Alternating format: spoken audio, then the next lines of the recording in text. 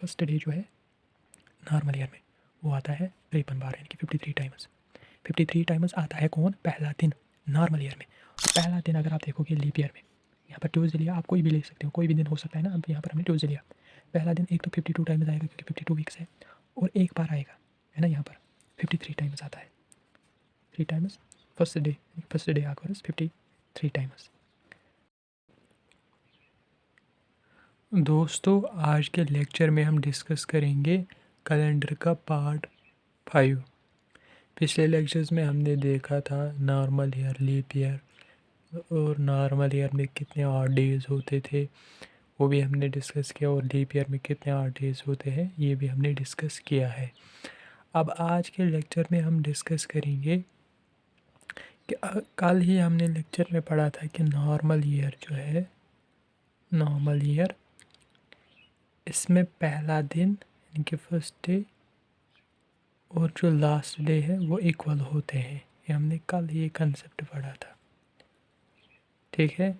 और इसी तरह से लीप ईयर के बारे में भी हमने जाना कि जो पहला दिन होता है लीप ईयर का, कि अगर कोई लीप ईयर है उसमें जो पहला दिन होता है वो लास्ट डे +1 होता है, ठीक है। ये हमने कल किया था ये कंसेप्ट। अब आज हम इसी के बारे में थोड़ा सा आगे जाएंगे, ठीक है। जैसे कि हमने, अगर हम बात करेंगे नॉर्मल ईयर की इसकी, अगर हम बात करेंगे नॉर्मल ईयर की कि इन नॉर्मल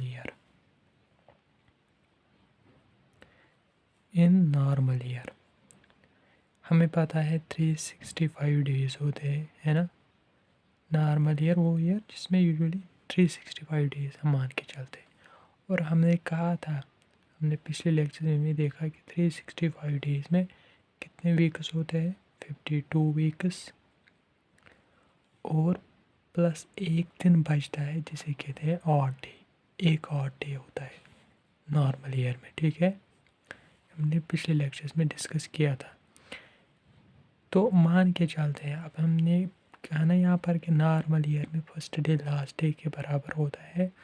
तो अगर हम मान के चलते हैं कि इफ़ 1 जनवरी यानी कि जो ये नॉर्मल ईयर है, कोई भी हो, कोई सा भी ईयर हो, 2000 कुछ भी हमने, लेकिन अगर हम मान के चलते हैं पहला दिन इस नॉर्मल ईयर का ये 1 जनवरी, क्योंकि वो पहला ही जनवरी पहला दिन होता है ईयर का, अगर हम मान के चलते हैं वो मंडे है। क्या है?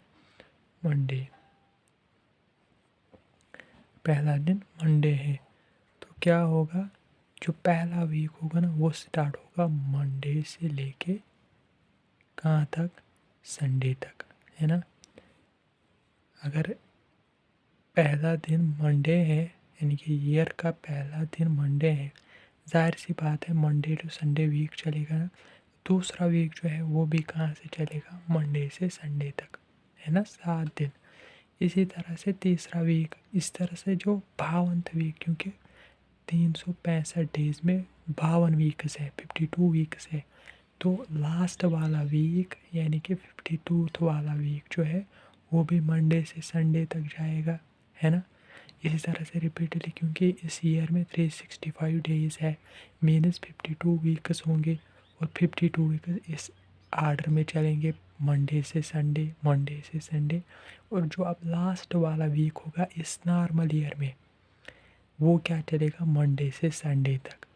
अब हो गए ना 52 वीक्स कंप्लीट इस ईयर में। अब एक दिन बचता है इस ईयर में, वो आएगा ना यहाँ पे इसी ईयर में। तो वो कौन सा आएगा? संडे के एक दिन बाद मंडे, क्योंकि मंडे से संडे कंप्लीट हुआ है वीक। अब एक दिन बचा है इस वीक में, वो तो आना है ना। वो कौन सा दिन आएगा? जब संडे गुजर गया होगा, अब आएगा ना मंडे फिर से एक दिन। तो यही जो इस ईयर का क्या होगा? लास्ट डे, है ना, क्योंकि 52 weeks, last days last but one day यहाँ कंप्लीट हुआ होगा। अब एक दिन जो 8 डे है, जो कि इस ईयर का लास्ट डे होगा, वो कौन आएगा? मंडे, जो कि हूबहू पहले दिन के बराबर है। यही हमने कहा कि पिछले लेक्चर्स में कहा कि नॉर्मल ईयर में फर्स्ट डे लास्ट डे के बराबर, यहाँ पर हमने देखा है एग्जाम्पल से, यानी कि प्रूफ इसका देखा। अब आपको इसमें थोड़ा सा ध्यान रखना है, नोट ये पॉइंट्स करने हैं, क्योंकि कभी कभी एग्ज़ाम में डायरेक्ट इसी पे क्वेश्चन आते हैं।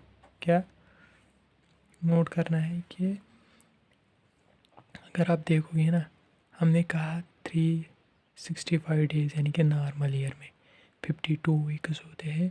और अगर हम देखेंगे मंडे टू संडे, अगर पहला दिन मंडे से स्टार्ट होता है, मंडे टू संडे कितने बार आएंगे ये वीक्स? 52 वीक्स। मैंने जो पहला दिन है ना, पहला दिन मंडे, वो 52 टाइम्स आएगा। यहाँ पर मंडे है, ये कुछ भी हो सकता है, ट्यूसडे हो सकता है, वेडनेसडे, कुछ भी हो सकता है पहला दिन। अब यहाँ पर हमने पर्टिकुलरली मंडे लिया। मंडे जो है यानी कि जो पहला दिन है, ये 52 टाइम्स तो आएगा, क्योंकि 52 वीक्स इसमें है नॉर्मल ईयर में। लेकिन फिर से एक बार आता है पहला दिन, लास्ट डे के बराबर आता है ना, मैंने ये लास्ट में फिर से एक बार आता है पहला ही दिन। एक तो ये कितने बार आएगा? 52 टाइम्स, क्योंकि 52 वीक्स है। और एक बार आएगा जो कि बचा है ना, एक 8 डे, वो पहला ही दिन के बराबर होगा। मैंने इन टोटल हम कह सकते हैं, अगर यहाँ पर पहला दिन मंडे था, ये 52 टाइम्स आया ना, लेकिन लास्ट डे भी मंडे ही आया। कितने बार आया टोटल?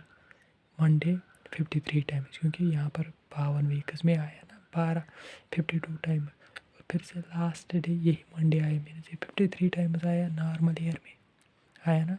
अगर यहाँ पर ट्यूसडे होता तब ट्यूसडे 52 टाइम्स आएगा, और फिर एक बार लास्ट में फिर से आएगा। तो इसका मतलब है पहला दिन, फर्स्ट डे जो है नॉर्मल ईयर में, वो आता है 53 बार, यानी कि 53 टाइम्स। 53 टाइम्स आता है कौन? पहला दिन नॉर्मल ईयर में।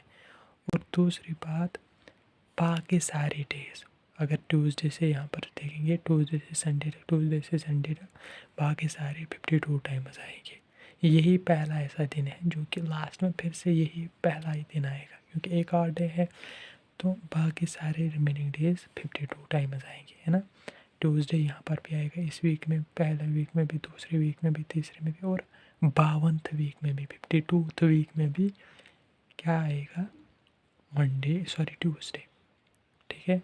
तो बाकी सारे डेज, चाहे वो ट्यूसडे हो, वेडनेसडे हो, अप टू संडे, सारे डेज बाकी कितने आएंगे? अदर रिमेनिंग डेज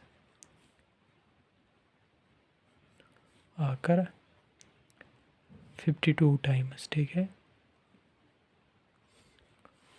तो ये थे कुछ इंपॉर्टेंट पॉइंट्स जो आपको याद रखने हैं, ठीक है, रिगार्डिंग द नॉर्मल ईयर। अब हम डिस्कस करेंगे इसी से तरीके से लीप ईयर के बारे में। तो अब हम बात करेंगे लीप ईयर के बारे में, ठीक है। सो जिस तरह हमने देखा कि नॉर्मल ईयर में 365 डेज होते हैं, लीप ईयर में कितने होते हैं? 366 डेज। ये होते हैं किसमें? लीप ईयर में 366 डेज। और प्लस अगर हम देखेंगे, 366 डेज, और अगर हम देखेंगे ना, ये टोटल कितने वीक्स आते हैं? 52 वीक्स, जो कि हमने पिछले लेक्चर्स में किया है, ये सारा हमने बताया है वहाँ पे। वीक्स प्लस 2 और डेज, यानी लीप ईयर में 366 डेज होते हैं, जो कि 52 वीक्स प्लस 2 और डेज आते हैं। ठीक है। 52 वीक्स में आते हैं, यानी कि 366 डेज, ये 52 वीक्स इसमें होते हैं, और 2 और डे आते हैं। ठीक है, जो कि रिमेन यानी कि बच जाते हैं after converting these days into weeks. अगर हम अब बात करेंगे, हमें इसका, हमने कहा ना पिछले लेक्चर में कि लीप ईयर में जो है इसका फर्स्ट डे लास्ट डे +1 होता है। ये जो पहला दिन आता है, जो पहला दिन होता है वो होता है क्या? Last day -1, sorry. और जो लास्ट डे होता है वो पहले दिन से एक ज़्यादा होता है। ठीक है, ये हमने पिछले लेक्चर्स में किया था। वही यहाँ पर हम प्रयोग करेंगे।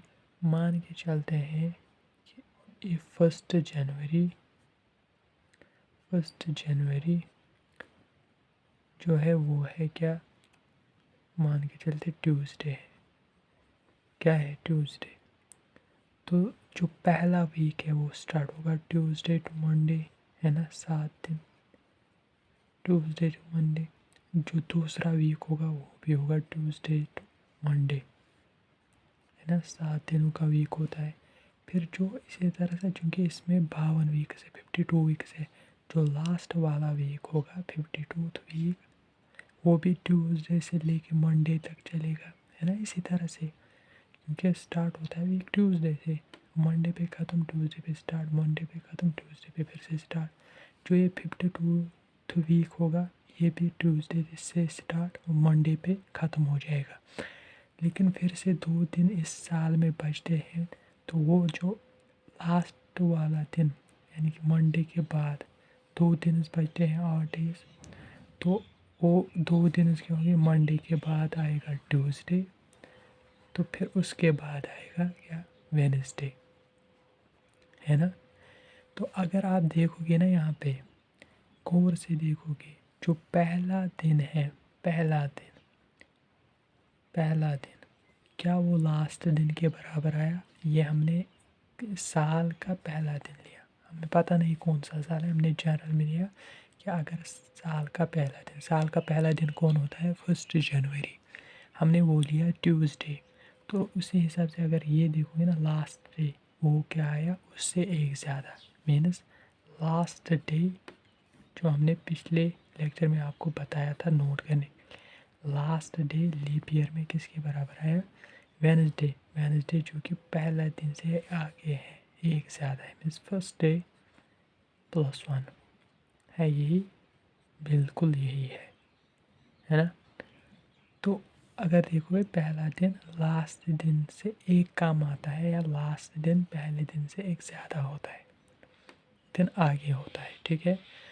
तो इसी तरीके से अगर आप देखोगे, अब दूसरा जो कि आपको याद रखना है इम्पोर्टेंट पॉइंट, पहला दिन अगर आप देखोगे लीप ईयर में, यहाँ पर ट्यूसडे लिया, आप कोई भी ले सकते हो, कोई भी दिन हो सकता है ना। अब यहाँ पर हमने ट्यूसडे लिया, पहला दिन एक तो 52 टाइम्स आएगा क्योंकि 52 वीक्स है, और एक बार आएगा, है ना, यहाँ पर 53 टाइम्स आता है, 3 times first day occurs 53 times, और साथ में सेकंड डे भी, क्योंकि यहाँ पर अगर पहला दिन ट्यूसडे है, सेकंड डे क्या होगा, वेडनेसडे, और हमने देखा वेडनेसडे लास्ट में फिर से आता है।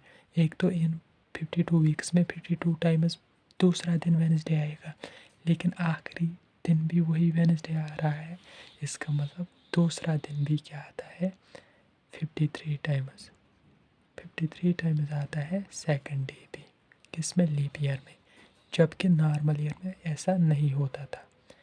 बाकी सारे डेज अगर आप देखोगे वेडनेसडे के अलावा, यानी कि Thursday, Friday, Saturday up to Monday, वो सारे 52 टाइम्स आएंगे, ठीक है।